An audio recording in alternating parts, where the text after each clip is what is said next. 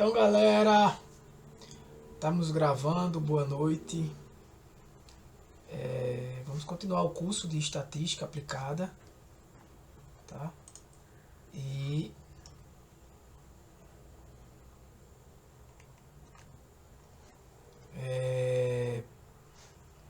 hoje eu vou terminar. Vou puxar aqui um assunto. Eu não tô. Deixa eu só parar aqui. Tá, eu tô atualizando aqui. Vocês não estão vendo, mas eu vou atualizar aqui slides.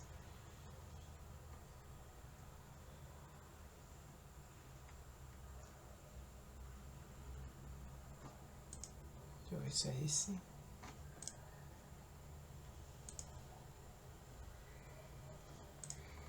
Vou apagar e vou colocar as versões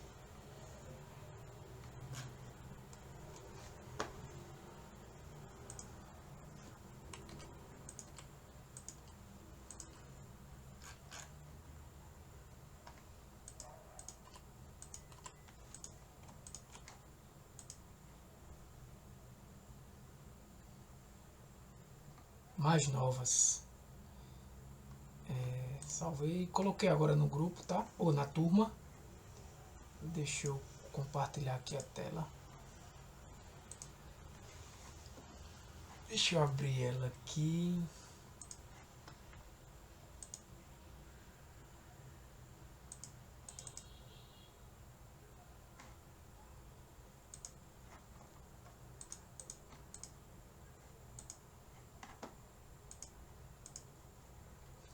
Pronto, isso aí é o nosso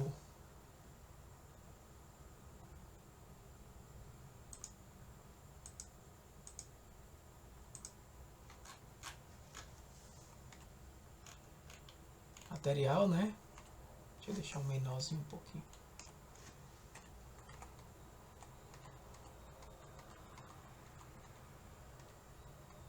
Gente, esse aqui parece que não está atualizado.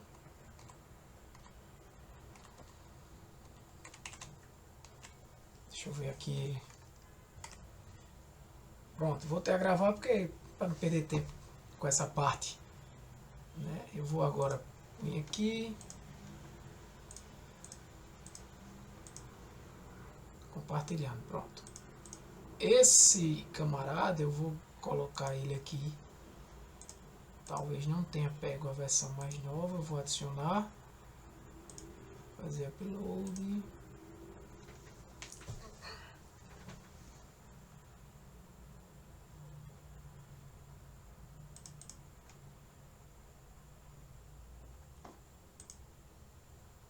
Pronto.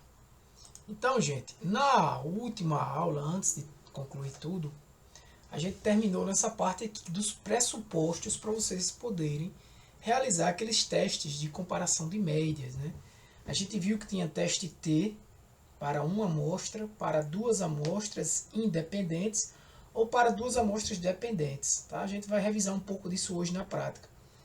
Da mesma forma que temos o teste T, que normalmente é aplicado para as amostras de tamanho pequeno, a gente viu também o teste Z, que é bem semelhante, né?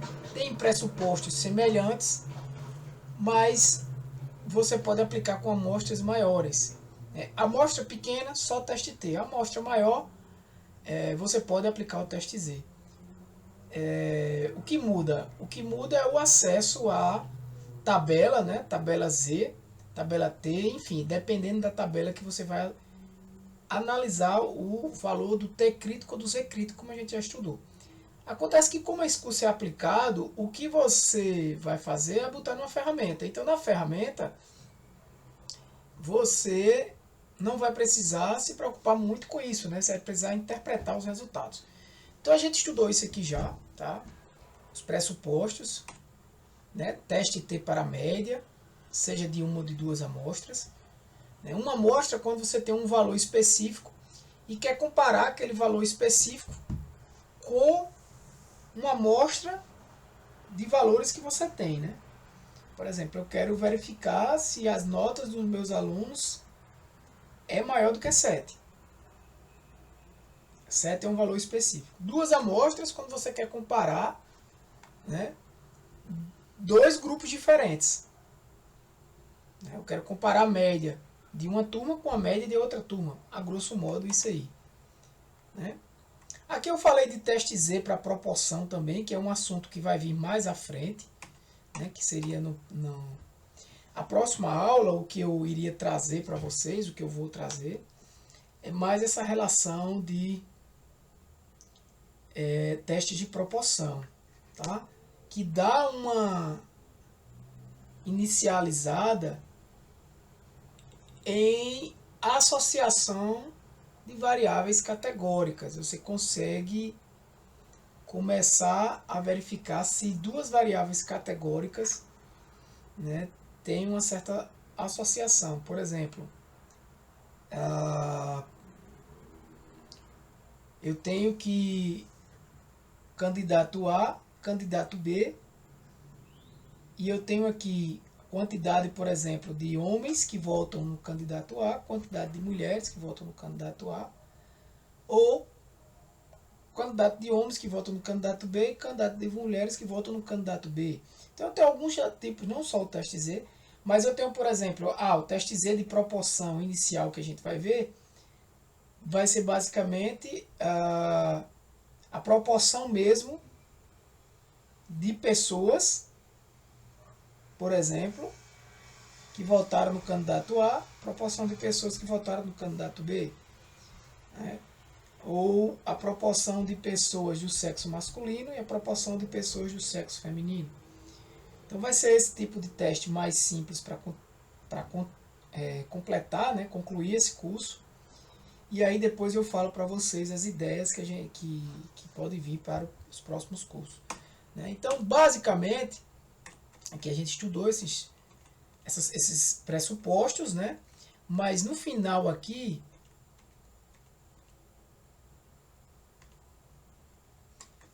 né, eu trago isso, né? Teste a normalidade antes de avaliar a homocedasticidade, ou seja, normalidade é um pressuposto, homocedasticidade é outro pressuposto. A gente verifica se aquela amostra tende a uma distribuição normal. Eu achava que eu tinha até colocado o resumo disso aqui. Mas para quem tem dúvida ainda, pode perguntar, né?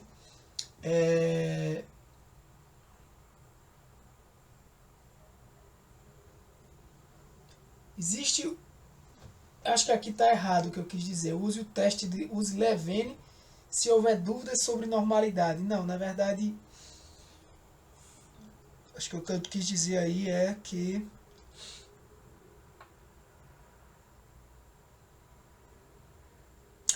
tá.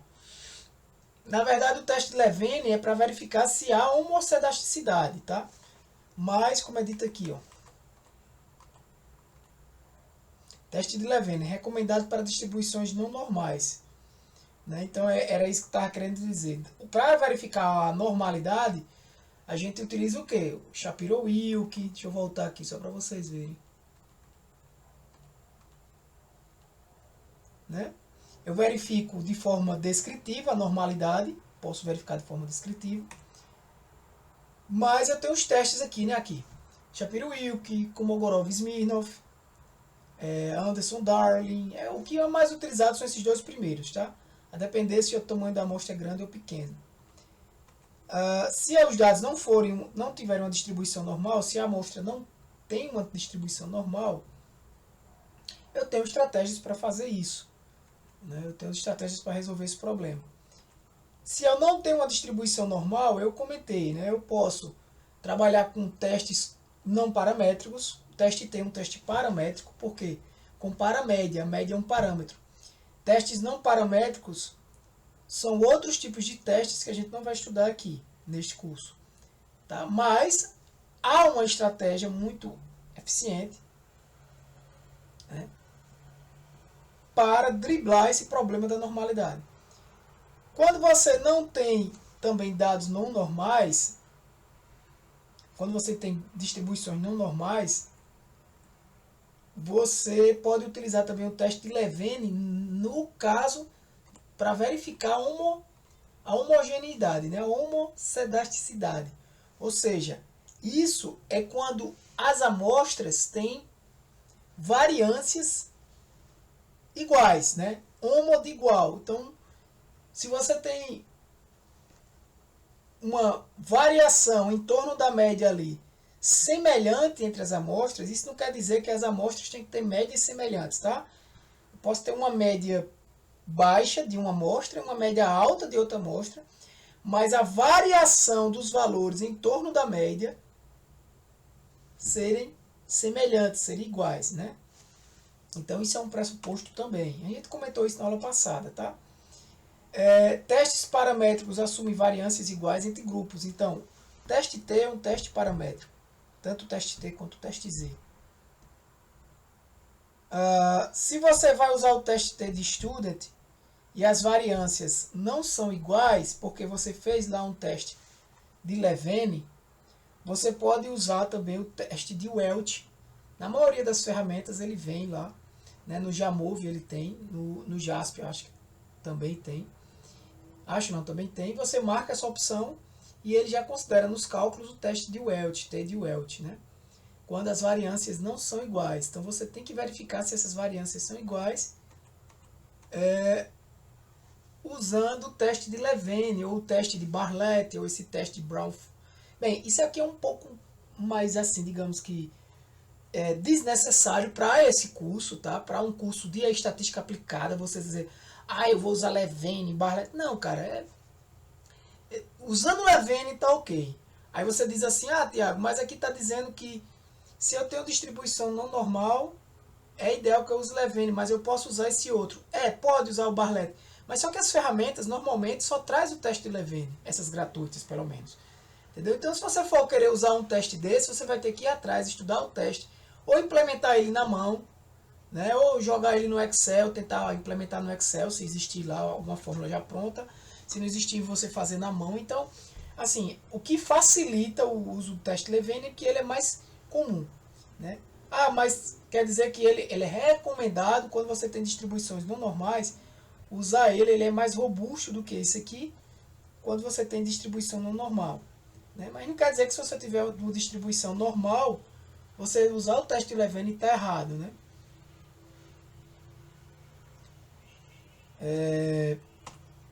Aqui ele está mostrando um exemplo, né, de 3 amostras, por exemplo. Veja que a média dessa galera aqui é diferente, né? Veja que aqui eu tenho no grupo 4, não sei porque eu botei aqui 4, 5 e 6, mas você veja que eu tenho aqui no grupo 4 uma média 50, aqui uma média maior e aqui uma média um pouco maior. Veja que esse cara aqui tem uma distribuição bem simétrica, né?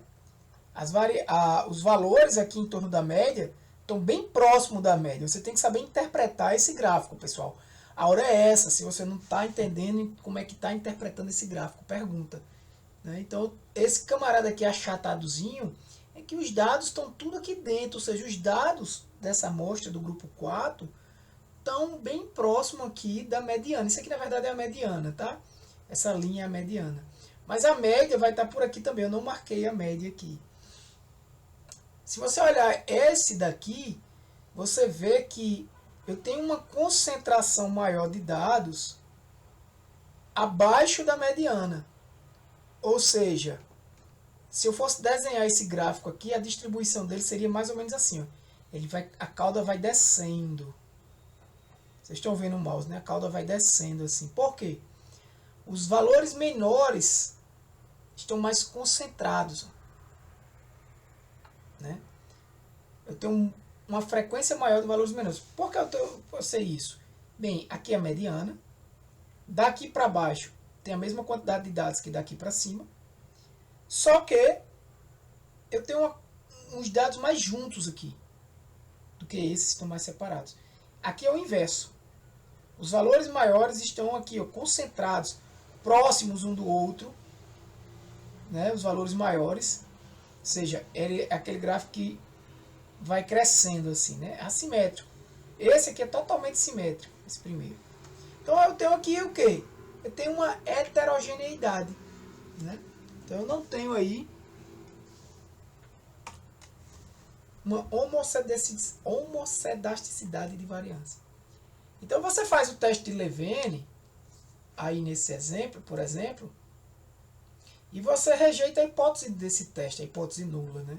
O que é que a hipótese nula diz? A hipótese nula diz que não tem problema nenhum, que todo mundo tem variância igual, né?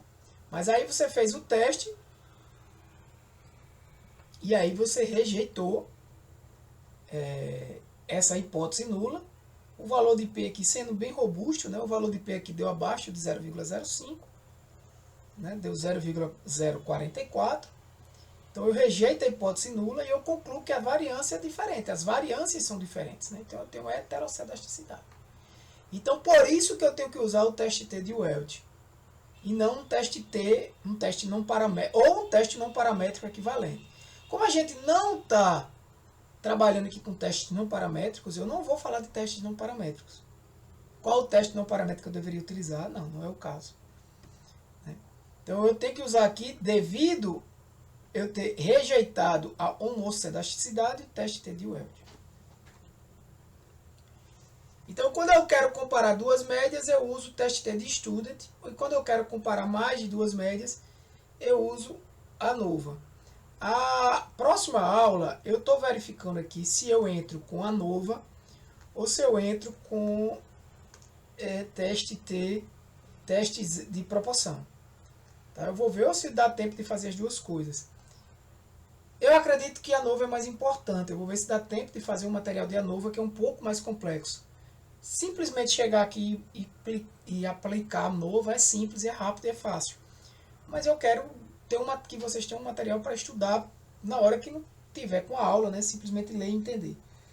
Então, se der tempo, eu faço e a gente vê a ANOVA. Se não, eu vou botar no conteúdo o teste Z por proporção, que é o que já está lá, na verdade, no material. Então, eu tenho o teste T de Welt e tenho a ANOVA de Welt, né? Kruskal-Wallis, só para vocês saberem, é um teste não paramétrico equivalente ao ANOVA, né? O teste T de Student também tem os seus equivalentes, tá? Ele tem lá o Wilcoxon para amostras independentes e agora me fugiu na memória o nome do teste T dependente não paramétrico. Para cada teste desse, pessoal, você tem um teste não paramétrico. Teste T de duas amostras, dependente ou independente. Vocês têm que entender o que é isso, a gente vai praticar isso daqui a pouco, como uma revisão. Você tem dois grupos. Até agora, no teste T, a gente trabalhou com um grupo ou com dois grupos, não é isso? Quando é com um grupo, uma amostra só. Quando eu digo assim, uma média, uma amostra, é um grupo. É o que eu falei, eu quero saber comparar a média de minha turma com um valor fixo. Então eu tenho um teste T de uma amostra, um grupo. Eu quero comparar dois grupos, turma A e turma B. Aí eu tenho dois grupos. Aí eu tenho um teste T de duas amostras, que pode ser o quê? Dependente ou independente as amostras. No caso dessa amostra aqui, turma A e turma B, são amostras independentes. Porque a amostra de um aluno da turma A, ela não está ligada, um aluno da turma A, que é um exemplo de uma nota de um aluno, ela não depende, ela não tem nenhuma conexão com a nota de um aluno da turma B. Para que vocês saibam, só para vocês entenderem, se o tamanho das amostras de cada grupo forem diferentes, isso já é uma característica que identifica amostras independentes. Por exemplo, eu posso ter a turma A com 50 alunos e a turma B com 30. E eu posso comparar a média desses dois, mesmo que um tenha 50 e o outro tem 30. Por quê? Porque eu tenho um problema de amostras independentes. Não tem problema. N de A, ou seja, o tamanho da amostra de A é 50 e o tamanho da amostra de B é 30. Não tem problema. Quando eu tenho amostras dependentes, a coisa muda. Primeiro, o tamanho das amostras de cada grupo. Perceba, amostras dependentes eu também tenho dois grupos, tá? Também tenho dois grupos. Mas, primeira coisa, o tamanho da amostra do grupo A é igual ao tamanho da amostra do grupo B. Aí você poderia dizer, Tiago, então quer dizer que se a turma A tem 50 alunos e a turma B tem 50 alunos, eu tenho amostras dependentes. Não, continua sendo independentes. Eu disse que se você tiver que N de A é diferente que N de B, eu já tenho aí categoricamente, se não tiver errada a sua metodologia, o seu experimento, categoricamente eu já tenho aí categorizado, desculpa, duas amostras independentes. Mesmo que tenha 50 aqui e 50 aqui. Não é porque tem igual que eu tenho dependentes. Não é isso. Agora, se eu tiver diferentes, N de A diferente de N de B, eu já tenho independentes aí. Obrigatoriamente. Tá? Beleza. Então, entendido o independente. E o dependente? Imagina agora que tu tem a turma A, faz uma prova. Beleza? Os alunos, os 50 alunos da turma A faz uma prova. Depois, tu chega e dá uma aula para essa turma A, ou seja, tu aplica uma intervenção ali. Ó, vou dar uma aula para vocês sobre esse assunto que vocês fizeram a prova porque vocês tiraram nota baixa. Tirou 6 lá. Aí os mesmos alunos faz uma prova semelhante àquela, né, mudando valores, mudando coisas simples, né? Não sendo a mesma questão, claro, como uma proteção para o aluno não viciar na resposta. Faz aquela mesma prova novamente, mudando uma prova semelhante, digamos assim, mas os mesmos, exatamente os mesmos alunos. Lembrando, os 50 alunos assistiram a aula, fizeram essa prova, a segunda prova. Aí eu tenho uma segunda nota. A nota deles era 6,5, foi para 8. Eu tenho aí o que? 2 grupos. Qual é o primeiro grupo? Notas dos alunos antes da aula que o professor deu. E o segundo grupo? Nota dos alunos depois da aula que o professor deu. A questão é, média era 6,5, média foi para 8. Beleza. Foi significativo isso aí? Eu vou fazer as contas. Eu vou verificar, de acordo com o teste T, de 2 amostras, 2 grupos, dependentes. Por que agora dependentes? Porque o aluno que fez a prova 1 é o mesmo que faz a prova 2. A amostra, digamos assim, T1 no grupo 2, ou seja, T1G2, ela depende, ela tem uma conexão, vamos falar assim, ela tem uma relação, para ficar mais claro para vocês, com a amostra T1 do grupo 1, T1 de G1. Né? Porque foi o mesmo aluno ali. Então, é a mesma unidade experimental que a gente chama, que é o aluno, que é a pessoa. Né? Que é a nota daquele aluno que vai ser comparada. É exatamente o mesmo. Inclusive, no teste estatístico, a nota desse aluno A foi, digamos, 8. Aí passou a ser 9. Ela tem que estar correspondente. Tem que ser o 8 aqui e o 9 aqui. Eu não posso ter a nota do aluno A aqui, no grupo 1, e a nota do aluno A no grupo 2, que é depois de intervenção, lá embaixo. Não. Tem que estar na mesma linha, né, na hora que eu for informar isso na minha ferramenta estatística. Então aí eu tenho um problema de amostras dependentes. Isso é uma revisão, tá, gente? A normalidade, né? Um detalhe, a normalidade eu vou verificar no caso de uma amostra, eu vou verificar se os grupos são, se o grupo da amostra tem normalidade ali, né? Eu vou plotar, eu vou analisar, eu vou fazer um teste de um teste de Shapiro-Wilk ou Kolmogorov-Smirnov, ou seja, vou fazer um teste. Vou verificar tem normalidade e não tem normalidade e vou tomar uma decisão. Considerando, tanto que toda questão que você vai fazer de teste T, se você está na internet aí, teste T, a primeira coisa que a questão diz, quem paga estatística básica na universidade, onde quer que seja, num curso que faz questões na mão, né? Aqui é um curso de estatística aplicada, né? Estatística básica aplicada. Você não faz cálculo de matemático aqui em nenhum momento, né? No máximo você botou alguma fórmula no Excel para você ver como seria. Você vai ver que o teste... O que é que eu ia dizer? Fugi um pouco da memória. Que o teste estatístico... Sim, está lá dizendo, no início da questão. Considerando que o grupo de amostras segue uma distribuição normal. Né? Você vai verificar isso aí. É interessante que eu acho que até que eu coloco aqui...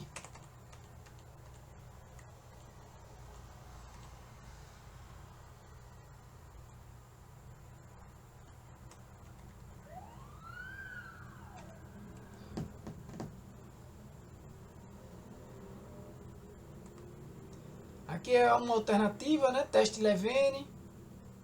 Isso aqui são um resumo dos pressupostos. Tem normalidade, homogeneidade e variância, amostras aleatórias e independentes, óbvio. Isso é essencial. E o tamanho mínimo amostral, para uma aproximação normal, né? Normalmente é tamanho 30, a gente considera, mas se você for usar o teste desse, você pode até usar com amostras pequenas. Eu quero só encontrar aqui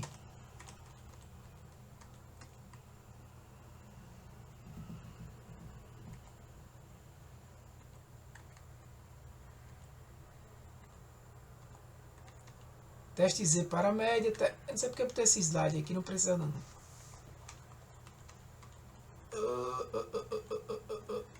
Aqui eu já passei, né?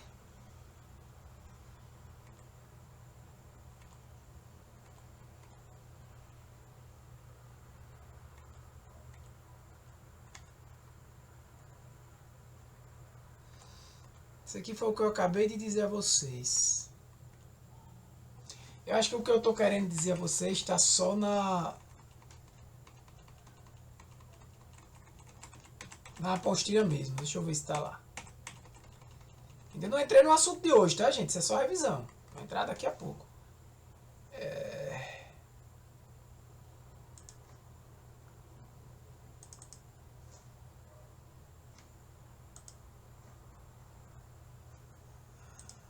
Ah, vocês estão vendo.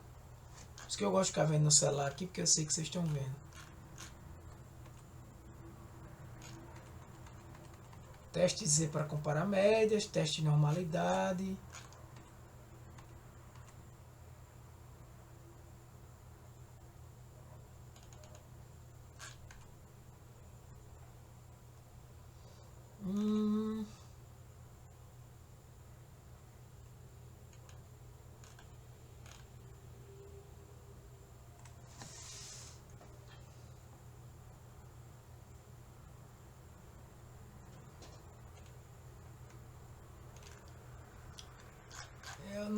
Eu não vi, porque o teste de normalidade que você vai aplicar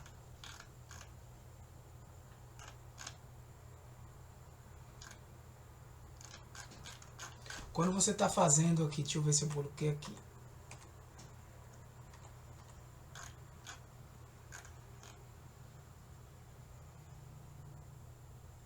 Que é o teste Z, a mesma coisa, o teste Z para o teste T, a ideia é a mesma, né? Isso aqui tudo a gente já viu, tá?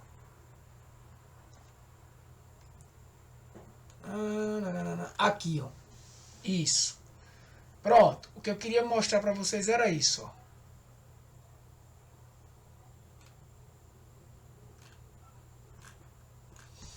Aqui eu estou mostrando um exemplo na mão, né? O cálculo na mão. Esse D aqui é a diferença, certo? Isso aqui, ó, é a média das diferenças. É em cima dessa diferença que você vai verificar a normalidade, tá? Só para deixar aqui claro, só por não esquecer, tá?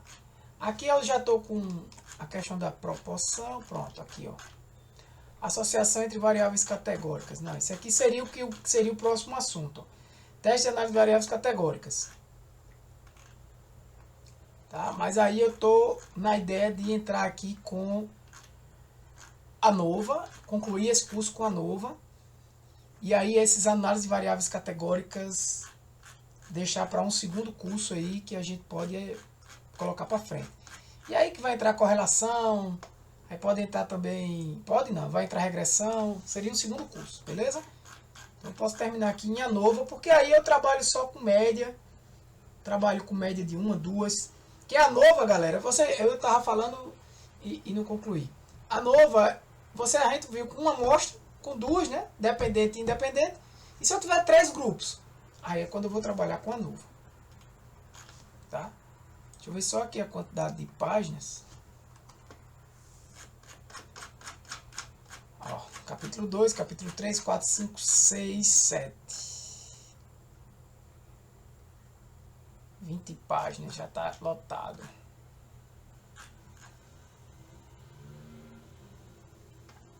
Teste T para comparar médias, uma amostra, duas amostras. Eu posso jogar uma nova aqui bem encurtado.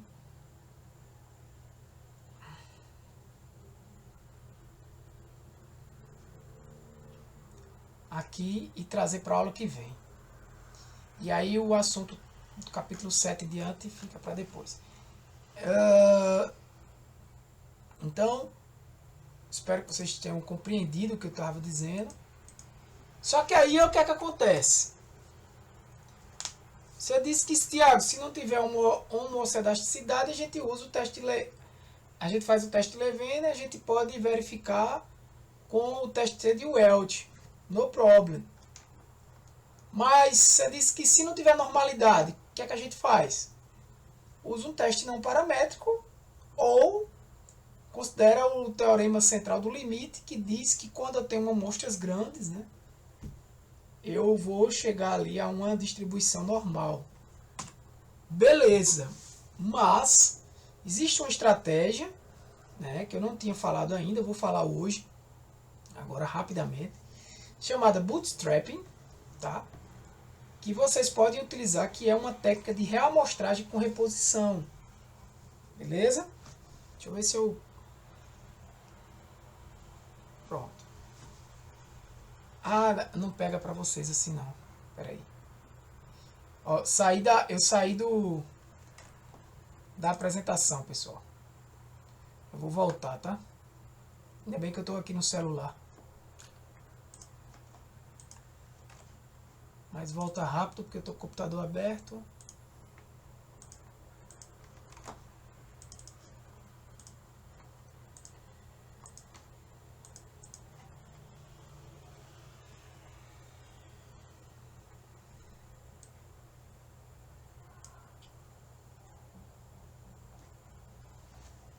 Perfeito, perfeito. Tô aqui de volta.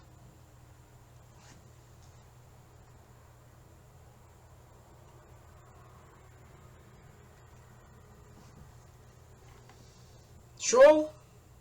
Tá gravando. E agora eu vou compartilhar de novo. Eu vou compartilhar em tela cheia mesmo, porque aí não tem esse problema. Não sei se que eu fiz isso, F12. Agora foi. Então essa técnica de bootstrapping, né, que é uma reamostragem com reposição, ela é muito simples de entender, pessoal.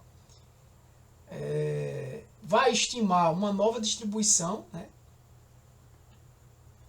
tanto para média quanto para mediana, etc. E é muito útil quando você não tem uma população conhecida, você só tem uma amostra. Você tem uma amostra original. Certo? Você não tem uma amostra real, você tem uma amostra original. Então, o que é que você vai fazer? Você vai tirar amostras de bootstrap, ou seja, você vai pegar uma amostra dessa amostragem aqui real. Normalmente, a gente não tem uma quantidade, tá? Exata. Vou pegar quantos elementos? Se eu tiver 1000 aqui, quantos por cento eu vou pegar? Bem, não tem uma quantidade exata, mas você pode assumir de pegar 66%, 2/3, né? E tirar uma média disso aí. Você não pode pegar toda a amostra, né? Senão a média vai ser sempre a mesma. Vai ser a média da amostra. Só que você vai pegar um grupo dessa amostra. Lembra muito o teorema central do limite, só que aqui é com reamostragem. Eu já falei disso aqui, tá? Só estou detalhando mais agora. Eu já falei de amostragem bootstrap. Reamostragem bootstrap. Então, para cada grupo desse aqui, você vai ter uma nova média.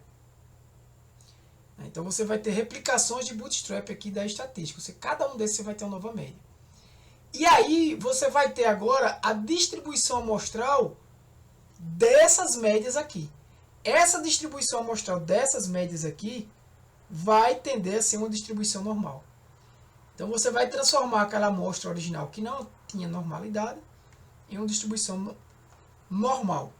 Como? Tirando várias amostras, né? Você tira um grupo de dados aqui, tira a média e coloca esse grupo de dados de volta aqui. Tira outro, tira a média e coloca. Ou seja, tem exemplos que veio para essa caixa e que também veio para essa. Mas vai ter exemplos que estão aqui e que não estão aqui. E vice-versa. Exemplos que estão aqui e que não estão aqui. Beleza? Então ela não exige que os dados sejam normais. Funciona muito bem se você tiver amostras pequenas. É uma técnica de inferência, né? Sem precisar você aplicar testes estatísticos complexos. Vocês não têm isso aqui na maioria. Pelo menos eu não vi isso no Jamove. Não sei se colocaram no mais recente. Implementado. Então, algumas vezes, para usar isso aqui, você teria que fazer na mão. Tá? E ele vai te dar uma estatística robusta de intervalo de confiança. Muita gente prefere utilizar isso aqui do que, por exemplo, utilizar... Muita gente prefere utilizar isso aqui do que, por exemplo, utilizar testes não paramétricos.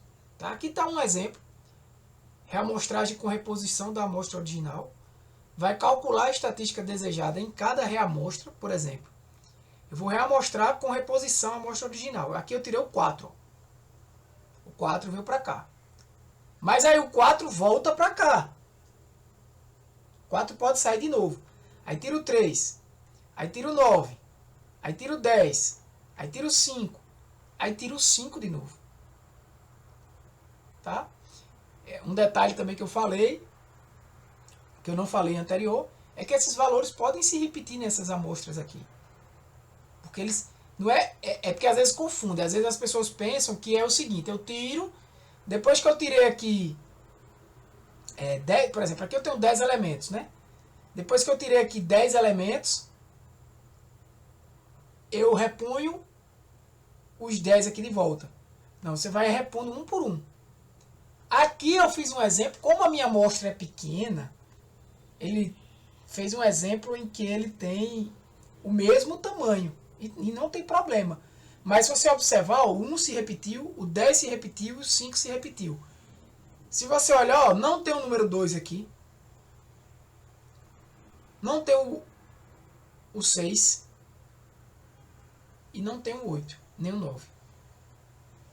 Porque alguns se repetiram. Se você tiver uma amostra muito grande aqui, você pode até partir para o princípio do teorema central do limite. Mas, digamos aqui eu tenho um tamanho 10, né? Mas se eu tiver um tamanho 100, você não precisa necessariamente fazer aqui uma de tamanho 100. Tá? Funciona também em menores. Aqui é porque eu tenho um tamanho de 10 pequeno, né? Então eu fiz a mesma coisa aqui, ó. Tirei o 8, o 1, o 3, o 5, o 4, o 2, o 10, o 6, o 7 e o 9. Aqui não se repetiu ninguém, né? 1, 2, 3, 4, 5, 6, 7, 8, 9 e 10. A média desse vai ser igual à média desse. Aqui já se repetiu de 10 de novo. O 10 repetiu 3 vezes. Ou seja, a média dessa reamostragem aqui vai dar bem alta, né? Por causa do 10. Repetiu 3 vezes. Tá? Então, o que é que eu faço? 1000, normalmente o número 1000 é muito utilizado, porque é um número grande. 1000 reamostragem com reposição. 1000 carinha desses aqui, 1000 vezes isso aqui. Eu calculo a média de cada reamostra, ou seja, eu calculo a média de cada carinha desse. E aí eu vou calcular um intervalo de confiança, né? Dessa galera aqui, ó, dessas médias aqui. E aí com o intervalo de confiança eu já tenho um resultado aqui, por exemplo. Ele pegou esses valores aqui da amostra, repetiu várias vezes e viu que, ó, no intervalo de confiança com 95% de certeza, né? Ele deu aqui 2,5% de percentil, né, e 97%, ou seja, só tem 2,5% fora desse intervalo.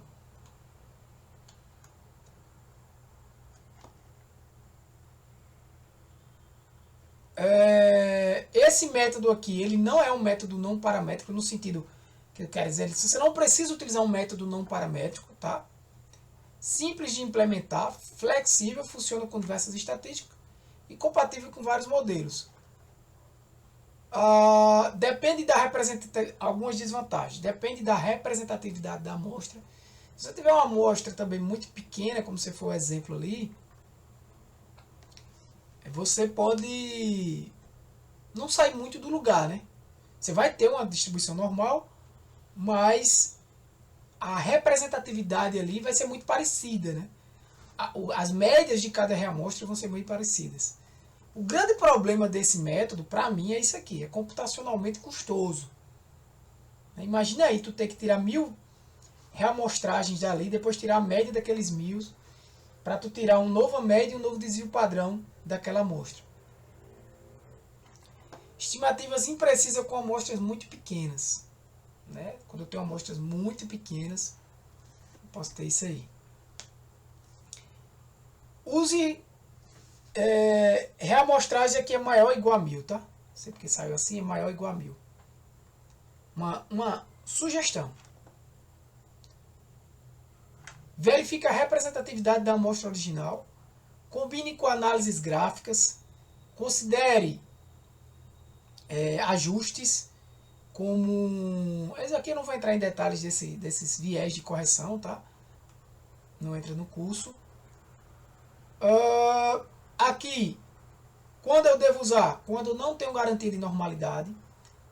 Para estatísticas sem fórmulas conhecidas de intervalo de confiança. Ou seja, normalmente quando eu não tenho normalidade de dados, eu não tenho como calcular um intervalo de confiança confiável, né? A gente estudou isso aí quando a gente estudou intervalo de confiança. Quando eu tenho amostras muito pequenas, porque eu posso transformar isso num conjunto de dados maiores, né? Também essa parte de modelos estatísticos complexos não faz muito sentido por causa de vocês aqui do curso. Eu vou aumentar um pouquinho. Você vê, ó, ele pegou aqui, ó, uma amostragem que não é normal. A amostra 1 não é. A amostra 2 também não. Isso aqui são reamostragens da amostra original. Ele tirou média e mediana disso aqui, certo? Mas o que é que você vai trabalhar? Você vai trabalhar com o 5.35, o 5.51, o 5.64, o 5.07, o 5.20. Isso aqui 1000 vezes. Então, isso aqui vai ter sim uma provável distribuição normal. Beleza? Então é muito poderoso para inferência estatística, ideal quando os métodos clássicos são inadequados. O que são esses métodos clássicos? Teste T de uma amostra. Isso vale para teste T de 2 amostras. Isso vale para o teste T para a nova. Então vai te permitir um intervalo de confiança mais robusto. Tá? Então, fique atento ao número de reamostragens, não fazer uma coisa do tipo, vou fazer isso 30 vezes. É pouco para você estar fazendo, porque veja que você está perdendo a originalidade dos dados. Né? Você perde a originalidade dos dados. A interpretação real dos dados você perde. Né? Você não vai saber por que, por exemplo, um valor foi tão pequeno. Por exemplo, se no Bootstrap você tiver lá um valor bem baixo, se você dizer, por que esse valor está bem baixo? Simplesmente por sorte. Porque é aleatório. A retirada lá do baldezinho dos dados originais. Né? Então foi por sorte. Agora, se você tiver um valor, um exemplo muito baixo nos dados originais, você pode interpretar. Por que isso aqui está tão baixo nos dados originais? Pode ter sido um erro de digitação, você pode eliminar, né? Pode ter sido, ou porque está tão alto, né? Pode ter sido uma ocorrência ali, alguma coisa que afetou aqueles dados, aquela coleta extraordinária, por exemplo. Sei lá, rapaz, você está trabalhando na área financeira e nesse dia aconteceu uma questão política aí muito complexa, o dólar foi lá para cima e esse valor também. Pronto. Então você interpreta aquilo ali com aquele dado exemplo específico do teu conjunto de dados. Quando você usa uma reamostragem dessa com reposição usando Bootstrap, você não perde essa interpretação. A ideia disso aqui é você ter para poder fazer um teste T quando você tem uma distribuição não normal.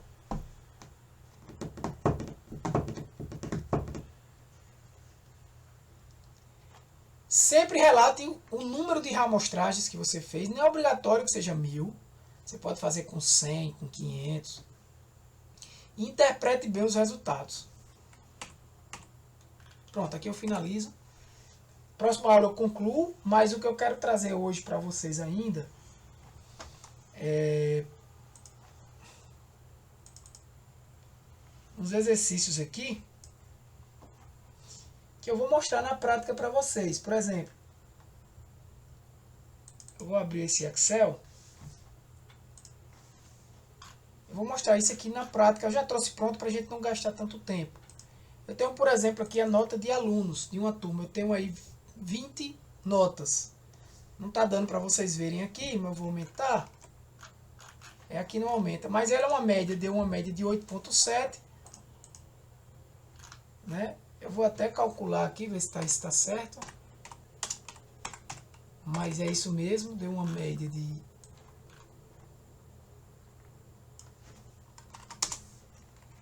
8,7 e um desvio padrão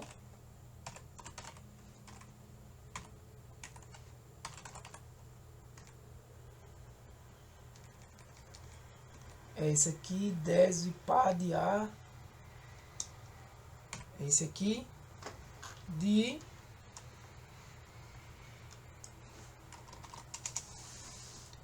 0,81. Se eu deixar duas casas decimais, pronto. O que é que eu quero saber? Eu quero saber se essa nota é menor do que 9. Né? Isso aqui é menor do que 9. Como é que eu faço isso, por exemplo, no Jamove? Eu estou aqui com o Jamove aberto. Eu vou até abrir outro Jamove, né, para vocês. Isso aí era outro teste que eu estava fazendo. Eu tenho aqui essa versão do Jamove. Vou jogar esses dados para cá, tá? Para eu não perder muito tempo, eu posso jogar esses dados assim, ó. Clico aqui, clico em importar e posso trazer esses dados aqui, ó, em procurar e trazer esses dados. Por exemplo, eu tenho aqui alguns dados TXT, não sei nem se, por exemplo, deixa eu ver se está alguma coisa aqui. Não, esses dados aqui não vinha não. Vê, tá vendo? Eu trouxe esses dados aqui já prontos, né? Mas não é isso que eu quero, né? Eu vou criar um novo. Eu vou pegar esses próprios dados que estão aqui, né, no Excel. E eu vou mostrar isso para vocês, copiando e colando e jogando lá. Para vocês só terem cuidado. Porque se você colar isso aqui, não vai funcionar. Né? O que eu recomendo é fazer sempre isso aqui, ó. Cola e troca vírgula por ponto. Ctrl A, substitui aqui agora, joga. Né? Isso são variáveis que estão ativas. Eu vou apagar a variável B. Apagar essa variável. Vou apagar a variável C. Vou chamar essa variável aqui de notas. Ela é contínua, decimal e ok. Beleza? O que é que eu quero? Eu quero testar isso aqui, ó. Fazer esses cálculos tudinho aqui, ó. Hipótese nula. Que a média da minha população, ou seja, de todos os meus alunos, é 9.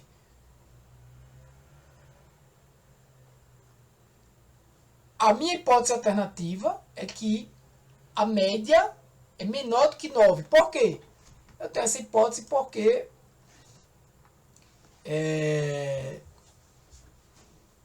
aqui é um teste unilateral, né?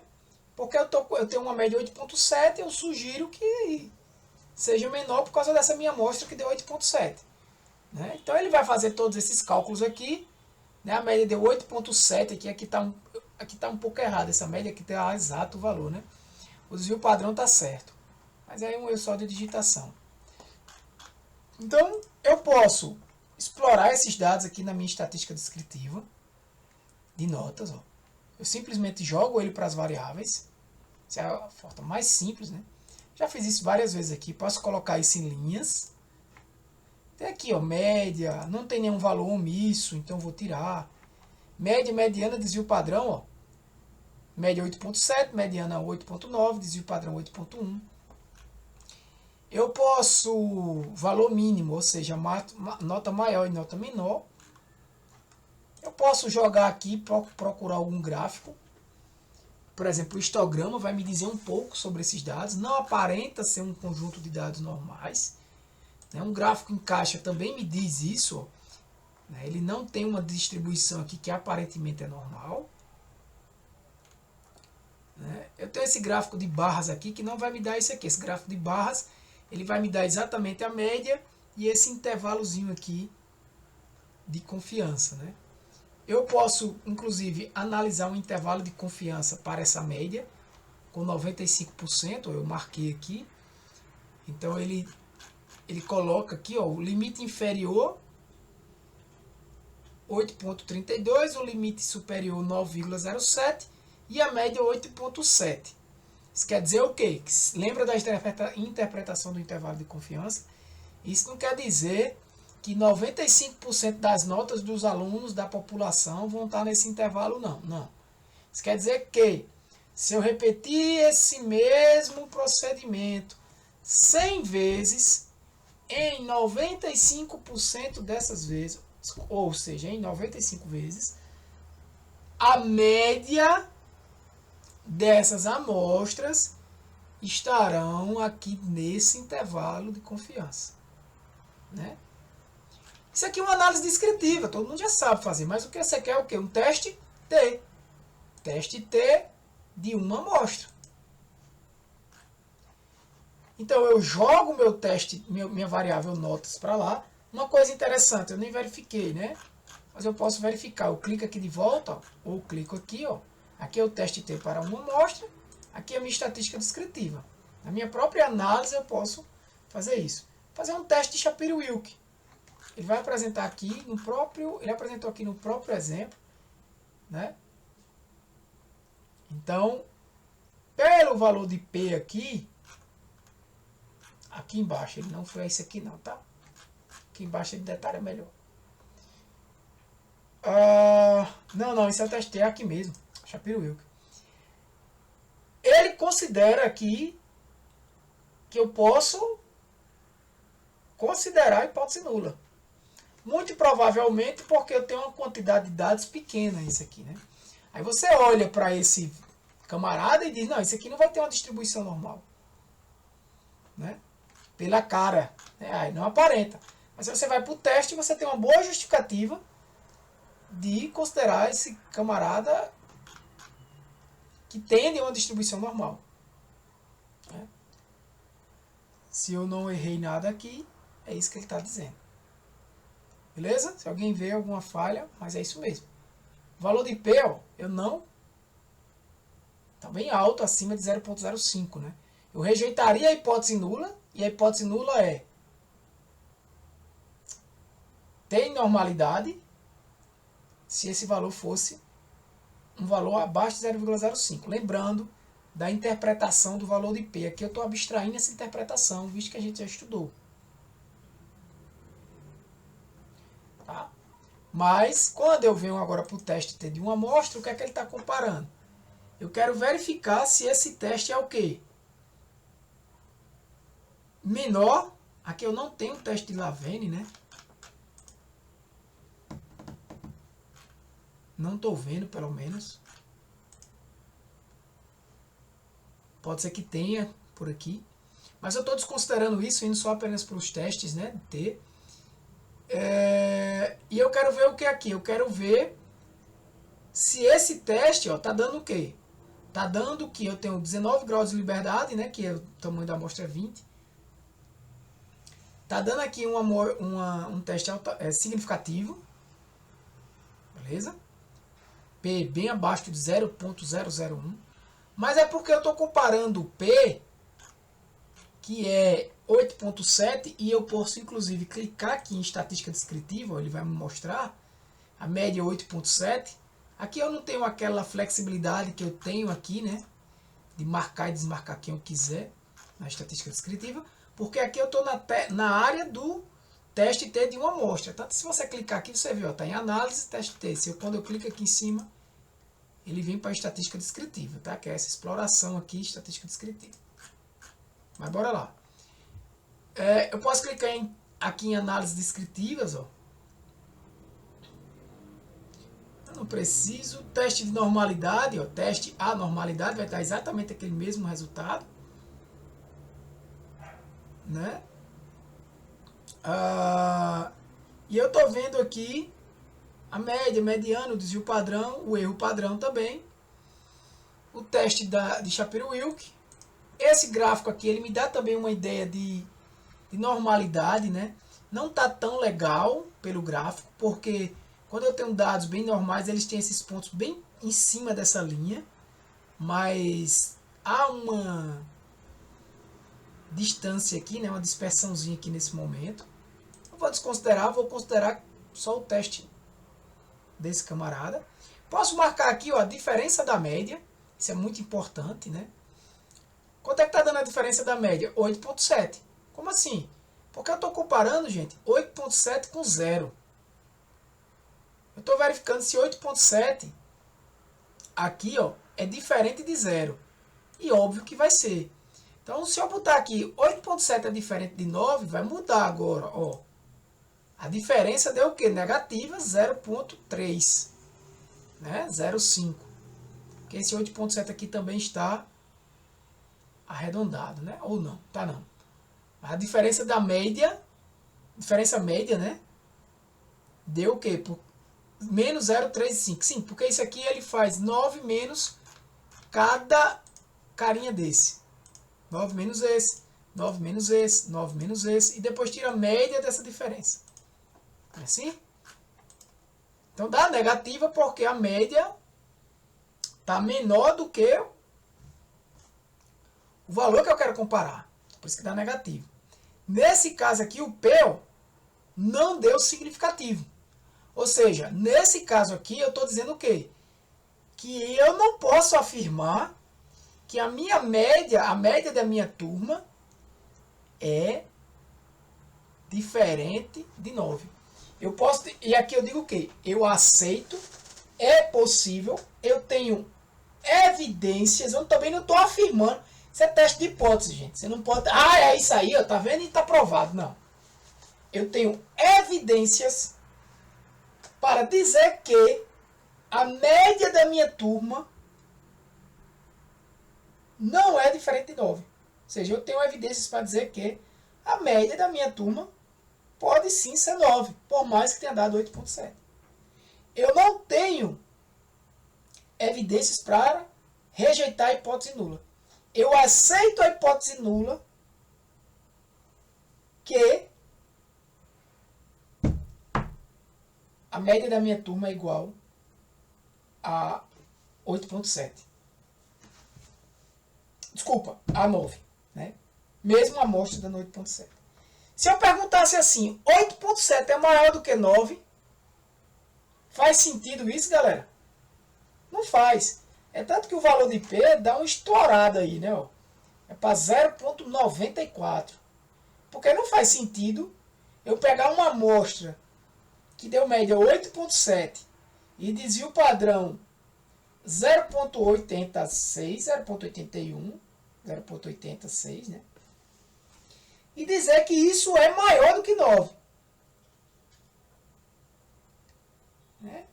Porque, por mais que o desvio, a média 8,7 mais o desvio padrão, que é 0,8, passe de 9, eu dizer que a média de minha população é maior do que 9, baseado nessa amostra, é irresponsável, né? Não tem validade alguma. E quando eu digo assim, ó, veja que eu estou mudando aqui embaixo. 8,7 eu posso dizer, veja a diferença, as três diferenças, né? Eu posso dizer, eu tenho evidências para dizer, para rejeitar a hipótese nula. Qual é a hipótese nula agora? A hipótese nula é essa daqui, aquela que está lá na planilha, né? A diferença é igual a 0. E a hipótese alternativa? Que o 8,7 é menor do que 9.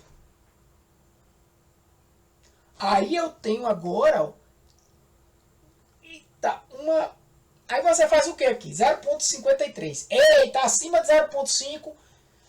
Não rejeito a hipótese nula porque deu acima de 0,5. Calma lá, galera. Calma lá. Faz uma análise mais profunda disso aí. Né? Nesse exemplo aqui, você pode dizer que o valor de P ele é parcialmente, né, maior do que 0,05. Mas você pode dizer que é preciso ter uma quantidade maior de dados, né? Está muito próximo, galera. Muito próximo. Se fosse pelo menos 0,10, né, mas é parcialmente significante. Você pode dizer, até já ouvi esse termo. É parcialmente significativo dizer que a média da minha turma é menor do que 9. Se eu aumentar isso aqui para 9,5, aí ó, o valor de P vai cair. Por quê? Porque agora eu estou perguntando se é menor do que 9,5. E veja, eu vou voltar para 9. A diferença de usar esse e de usar esse. Veja que quando eu boto diferente, eu já estouro. Isso aqui é um teste bilateral. Por que que aqui eu já não rejeito mais a hipótese nula e aqui eu praticamente posso até rejeitar a hipótese nula?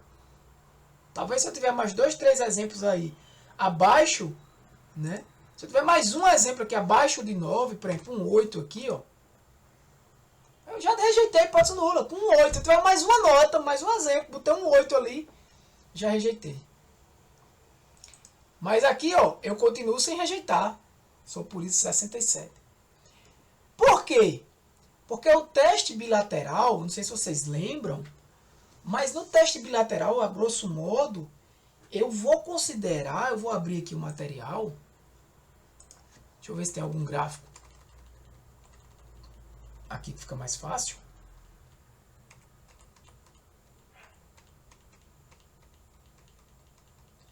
Aqui. Aqui eu tenho um teste unilateral. No teste bilateral, como esse aqui, eu não vou analisar apenas se o valor é menor. Eu tenho que considerar o outro lado da cauda. Então, quando eu digo, por exemplo, preste atenção comigo, isso é raciocínio lógico, que alfa é 0,05, lembra, 0,05 é a área dessa região crítica. Só que se eu considero um teste bilateral, eu tenho que considerar se ele é diferente. Se ele é diferente, eu tenho que analisar se ele é maior e se ele também é menor. Então, como a área é 0,05, não sei se vocês lembram, eu considero metade aqui, ou seja, uma área aqui de 2,5 e uma área aqui de 2,5. Se eu considero isso aqui 2,5, perceba que essa linha vermelha, ela anda mais para cá, né, diminuindo, consequentemente, essa área. Se eu diminuo essa área, eu dificulto a rejeição da hipótese nula. Compreende? Porque se eu deixo isso aqui, ó, olha essa área como fica maior, vermelha. Eu facilito mais a rejeição da hipótese nula porque essa área aqui fica maior. Aí você diz, não, Tiago, mas você usando assim, você está considerando o outro lado. Beleza, mas se eu tenho um valor 8,7 e quero ver se ele é menor, um dos lados vai ser praticamente desconsiderado, né? Não tem como um número ser menor e maior ao mesmo tempo, né? Então, eu tenho uma análise mais robusta, né? Então, quando eu rejeito a hipótese nula em um teste bilateral, não deixa de ser, de certa forma, mais robusto.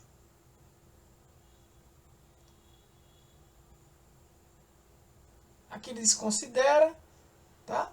Aqui eu vou olhar como é que está o resultado, ó, deu 0,053, é exatamente o que a gente fez. Né? E aí uma forma de você abordar isso aí, se você estiver num artigo, ou até mesmo na sua empresa fazendo um relatório, você pode dizer coisa do tipo assim, ó, teste de instrumento para uma amostra única, né? O que é que ele relatou? Você diz, ó, foi conduzido um teste de estudo para amostra única com o objetivo de verificar se o nível médio de satisfação dos clientes, aqui não era médio de satisfação não, tá? Porque eu peguei de outro exemplo, para verificar se a nota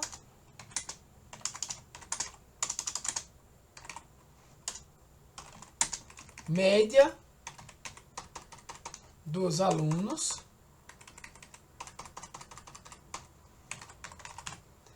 era significativamente inferior à meta estabelecida de 9. Os resultados indicaram que não houve diferença estatisticamente significativa entre a média observada da amostra, M 8.7, desvio padrão 0.1, e a média estimulada para T 19 graus de liberdade. Daqui eu tiro esse 19. Ó. Sendo esse valor de T menos 1.69. Esse valor de T é o que a gente chama de o valor da estatística T. É aquele T calculado. Esse T aqui, ó, que se calcula. Certo? Aqui eu calculei para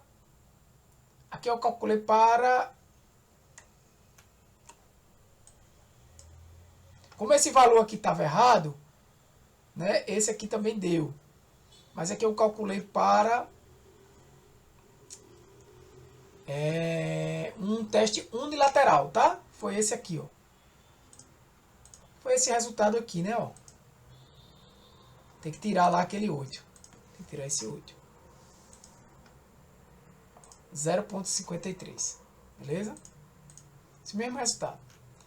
Então, aqui ele disse, esse é o valor de T, o valor de P... Ah, não, minto, desculpa. Eu calculei aqui, foi o bilateral. Por isso que deu 1.69 e 0.10. Tá? Por isso que ele não considerou aqui de fato na análise. Esse aqui é 0.10. Deixa eu vir aqui, ó, 0.107.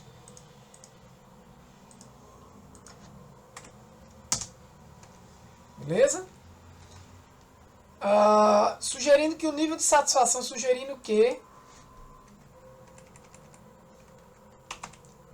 a nota dos alunos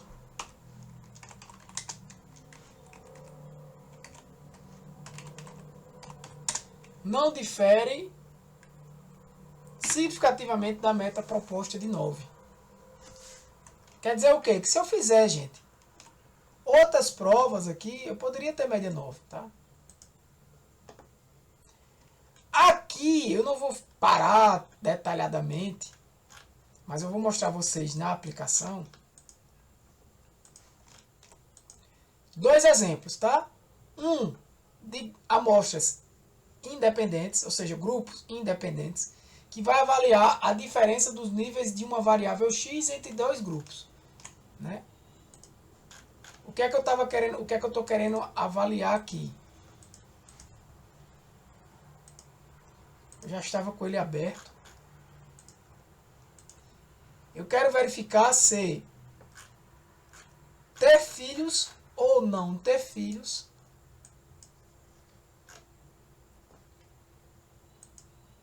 mexe aqui com a saúde mental. Então eu tenho esses dados aqui, ó, vou aumentar. Eu tenho esses dados aqui. Eu não lembro se eu considerei ter filhos. Eu acho que foi isso. É ter filhos e 2 é não ter filhos. Deixa eu ver. Mostro pra vocês como é que eu cheguei em tudo isso, tá?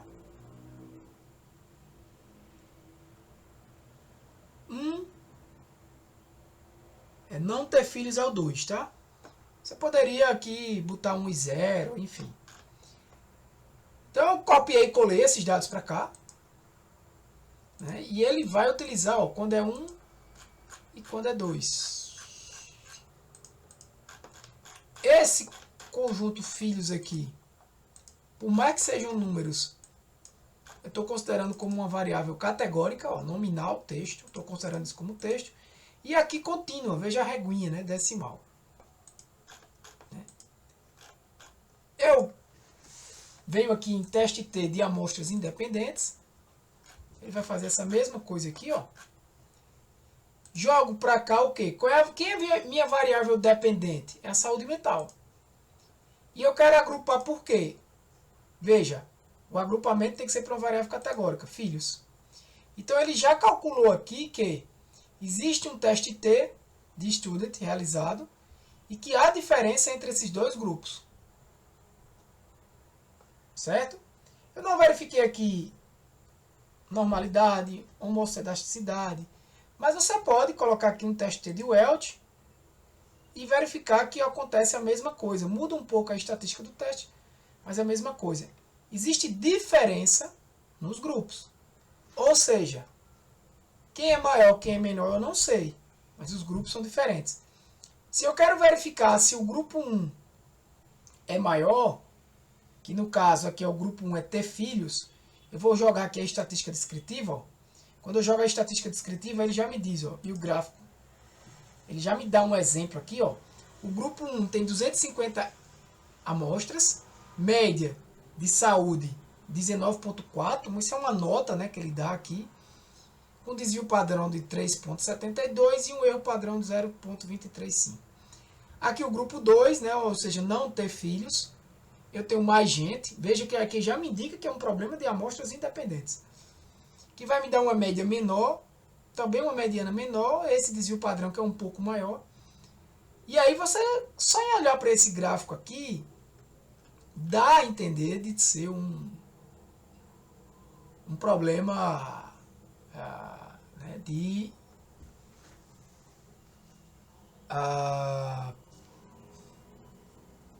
dá para ser um problema de diferença significativa, né? Vou tirar o Paint.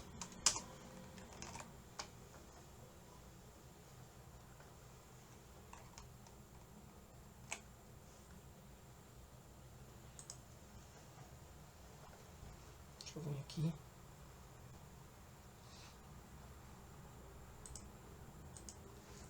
Não lembro se eu...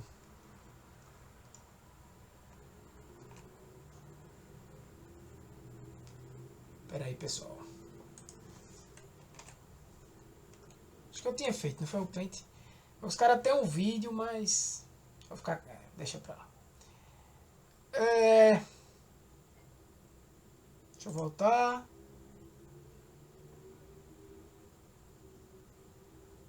Se eu compartilhar aqui...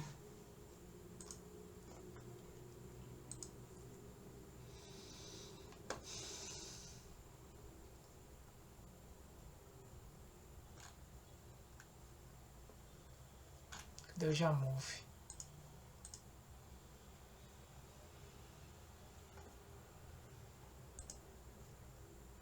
Perfeito. Para mostrar na aula.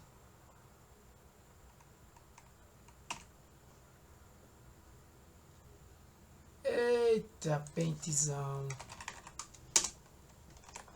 Perfeito. Então, voltando.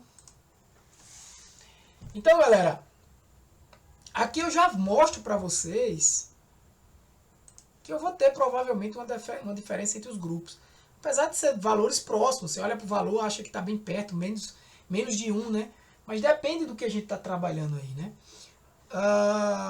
Um outro ponto importante é calcular aqui a diferença das médias, né? Fazer o teste à normalidade. Veja que eu não tenho uma distribuição. Aqui eu tenho, ó, teste da homogeneidade. Desculpa, galera, só um detalhe. No exemplo anterior a gente estava trabalhando com uma amostra. Com uma amostra não precisa testar uma homocedasticidade, né? Porque eu estou testando um valor fixo. Como é que eu vou comparar duas variâncias? Se eu só tenho uma variância, né? Em torno da média. Então aqui faz mais sentido esse. Então você veja que o teste Shapiro-Wilk, ele rejeita a hipótese nula. tá? A teste de homogeneidade e variância, aqui eu não tenho problema, então eu não preciso usar o ELT. Se eu quisesse, eu utilizaria, tá? Mas aqui eu tenho um problema de normalidade que eu deveria resolver. É tanto que, olha o gráfico do Kickplot, né? Que quando você não tem esses pontos, como é que eu analiso esse gráfico para verificar a normalidade? Eu já falei disso.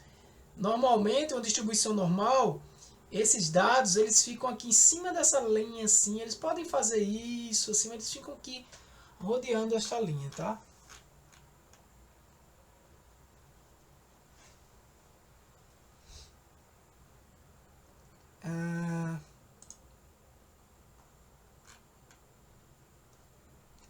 Eu vou tirar o teste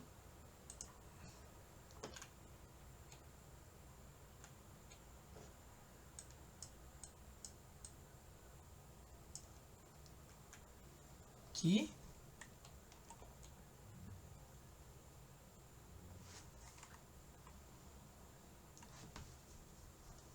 Beleza? Acho que era isso mesmo.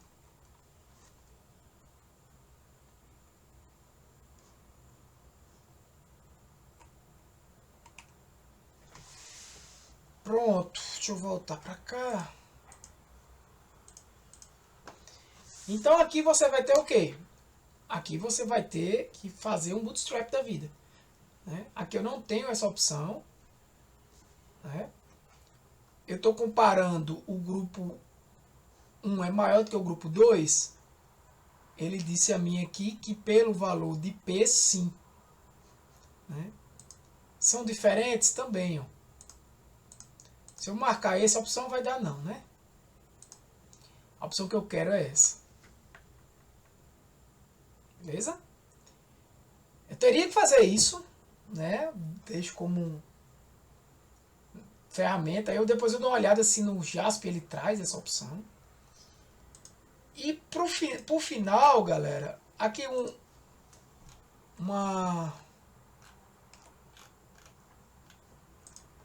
sugestão de como você deve tratar, né? Foi realizado um teste de estudos para amostras independentes com o objetivo de avaliar se há diferença nos níveis de saúde mental entre pessoas com filhos e sem filhos. Os resultados indicam que o indivíduo com filhos representa scores significativamente mais alto, 19,36 e 3,71, foi o que eu fiz aqui, né? Ele arredondou. Isso. Em comparação àqueles com sem filhos, 18 e 3,96. Perfeito. T para 522 está aqui, ó, com 3,32 com P 0,01. Apesar da significância estatística, o tamanho de... Ah, tá, um detalhe. O tamanho do efeito foi considerado pequeno. A gente não mediu, vou medir lá para vocês verem. Isso é muito importante, galera, muito importante. Não é olhar só o valor de P. Eu comentei isso em aula passada, no finalzinho, foi na aula retrasada. Então, sugerindo que a diferença, embora presente, tem um impacto muito modesto. Né? E o resultado do teste é para a comparação dos níveis de saúde mental entre pessoas com filhos e sem filhos. Né? Então, aqui você tem, ó, a média, né, o desvio padrão, o valor de T, o grau de liberdade, o valor de P. A diferença entre as médias, eu não coloquei aqui o tamanho do efeito e o intervalo de confiança das diferenças, tá, galera? Esse é o intervalo de confiança das diferenças. Aí eu vou vir aqui antes e vou marcar o tamanho, dimensão do efeito. 0,28, beleza? Tamanho de efeito 0,28 é um tamanho de efeito baixo. Abaixo de 0,30, né? É quase médio, é médio, né? Vamos dizer assim. Modesto, né? A depender da sua área. Beleza? Essa questão da área. Tem áreas que o tamanho de efeito 0,5 é considerado alto. Tem áreas que com 0,30 só é considerado alto. Aqui é uma visão geral, né? 0,28. Apesar de existir diferença, o Dedecoin, que a gente estudou isso já, o tamanho de efeito, não é tão impactante essa diferença. É isso que ele está querendo dizer, tá? Um dado interessante aqui que eu vou mostrar para vocês é esse teste de normalidade. Eu vejo que deu saúde mental 0,948, certo? O que é que ele fez aqui? Ele fez o teste de normalidade dessa variável toda. A prova vai estar aqui agora. Análise, exploração, estatística descritiva. Veja isso, ó. Saúde mental, eu vou só colocar, vou tirar tudo, inclusive. E só Shapiro-Wilk. Opa.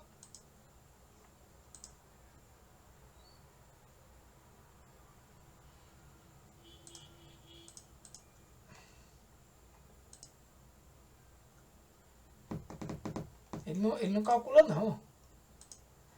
Mas tudo bem, ó. Ele botou aqui a média, O que é que ele fez aqui, ó? Com filhos e sem filhos. Com filhos tem distribuição normal? 0,934, não tem. Sem filhos, 0,952, também não tem. Se você olhar esse cálculo aqui, ó, 0,948. Só pelos valores você vê que não bateu com nenhum dos dois. Por quê? Porque esse cálculo aqui da distribuição normal não foi calculado assim por partes. Aqui eu dividi, ó, análise descritiva tanto com filhos e sem filhos, tá? Se eu tirar isso daqui, vai dar 0,945. Também está diferente. Você pode perguntar, oxente, Tiago, e de onde ele tirou esse? 0,948, o valor de W, né? O valor W do teste de normalidade, 0,945. Então, não foi a variável completa. Categoricamente, também não foi. Certo? Se eu fizer isso aqui, ó, eu vou por Excel.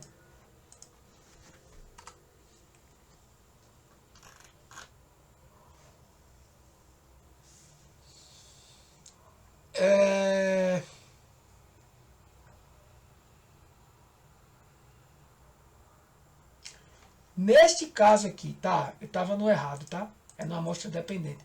Na amostra independente, isso que eu estava falando agora era para eu falar agora. Na amostra independente, pessoal, você pode considerar logo essa daqui mesmo.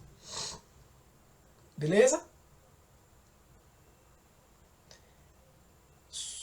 Um p-value pequeno sugere violação do pressuposto de normalidade. É o que aconteceu aqui. Violou o pressuposto de normalidade. Aliás, qualquer uma das situações, né? O que eu estou querendo dizer agora é nessa situação aqui. É nessa daqui. O que é que eu tenho aqui? Eu tenho um problema. Todo mundo entendeu essa, né? Com filhos, sem filhos, ok. Eu tenho agora um problema de dois tempos. Felicidade num tempo 1 e felicidade no tempo 2. Foi aplicado aqui uma intervenção qualquer e verificar se há uma diferença significativa entre nesses dois momentos. Opa, desculpa. Eu vou aproveitar esse.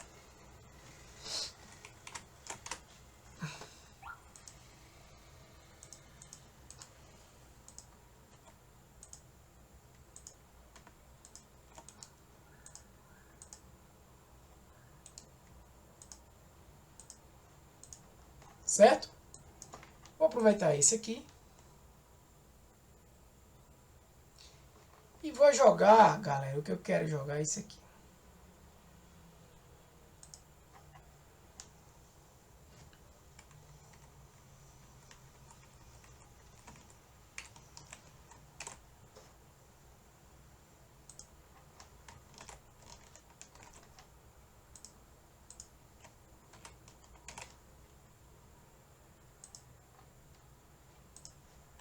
Deixa eu ver se vai dar certo, tá?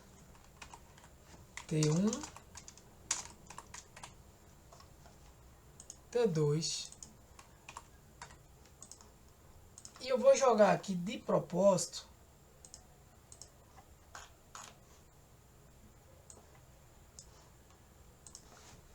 a diferença, que eu vou fazer esse menos esse. Se essa diferença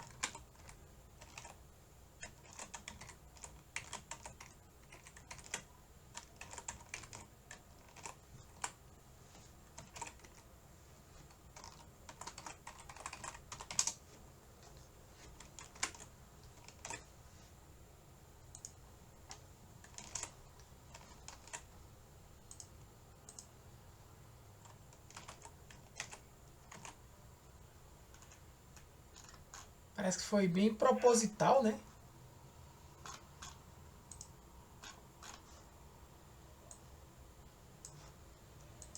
Muito 3 aqui. Ah,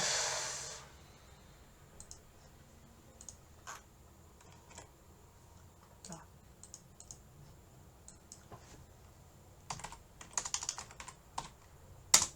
Ok.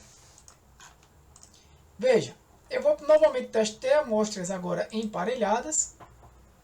E eu vou botar aqui quem são esses caras, T1 e T2. Deixa eu ver se ele vai... Perfeito. Né? Vou analisar a estatística descritiva. Olha, a média cresceu, né? De felicidade. O desvio padrão, inclusive, diminuiu. Mediana cresceu.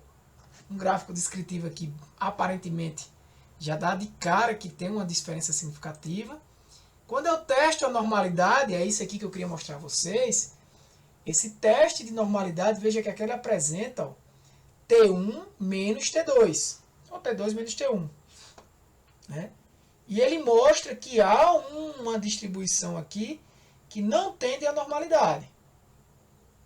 Beleza? O mesmo problema. Se eu for para o Cake-Plot, eita, olha isso. Então, essa análise aqui é de normalidade. A dimensão do efeito negativa, como eu botei T1 menos T2, eu vou fazer isso aqui, que é T2 menos T1, tá? Fica melhor. A dimensão do efeito bem alta, tá? T2 menos T1 não tem uma distribuição normal. Se você observar, eu vou fazer uma análise descritiva desses dados, vou pegar esse diff, jogar para cá, jogar em linhas, tirar isso, deixar só a média e calcular o Shapiro-Wilk. Veja, eu vou calcular dos três. Veja, diff deu, olha o valor de W, 0.243. T1, 0.945. T2, 0.95. Se eu vir para cá, pronto, era isso que eu queria mostrar a vocês. Se eu vir para cá, ó, qual foi o valor de W aqui? Exatamente o valor da diferença. Né? Então, o teste de normalidade aqui que você vai verificar é o valor da diferença. Beleza? É a diferença.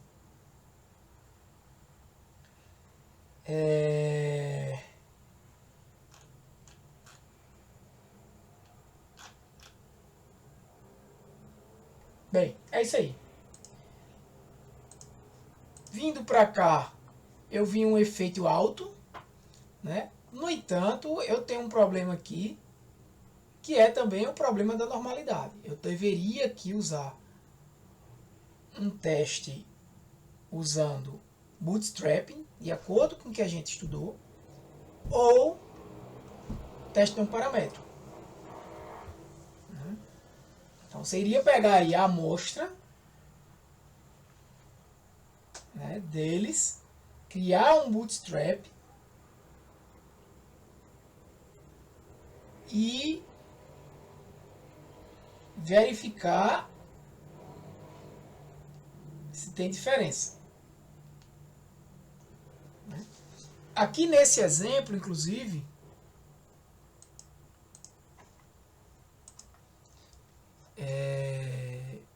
eu considerei que foi feito um bootstrap, tá? Porque nesse camarada não tem, ó, nas amostras independentes não.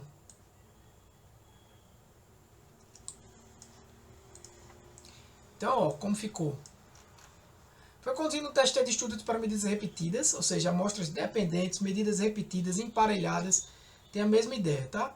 Com o objetivo de investigar se a intervenção promovia aumento nos níveis de felicidade dos participantes. A normalidade dos dados foi verificada por meio do teste de Kolmogorov, Smirnov e Shapiro-Wilk.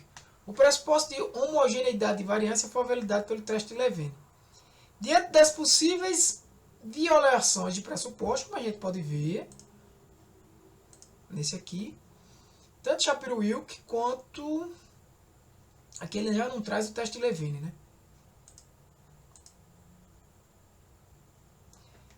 Não assumiu, né, o pressuposto de normalidade, então eu considerei aqui que foi feito, tá? Foram realizados procedimentos de bootstrap com 1000 reamostragens, né, um intervalo de confiança de 95%, com o intuito de aumentar a robustez dos resultados.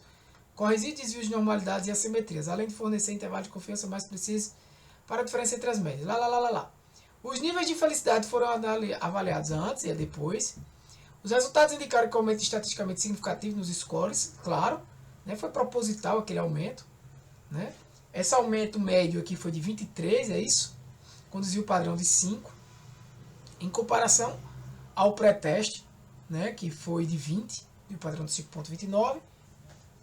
Né? Aqui é tudo isso aqui, né, calculado. O valor de T, ó, o pré e o pós, e o padrão pré e pós, né, o valor de P.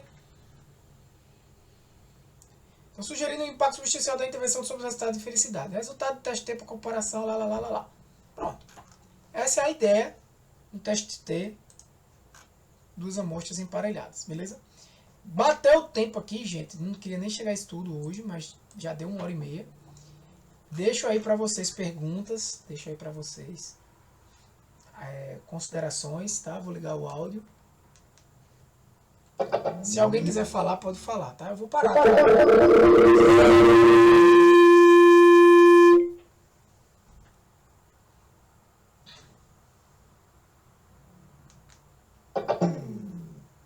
Na verdade, se alguém falar, eu escuto pelo celular. Foi mal, estava desacostumado com isso.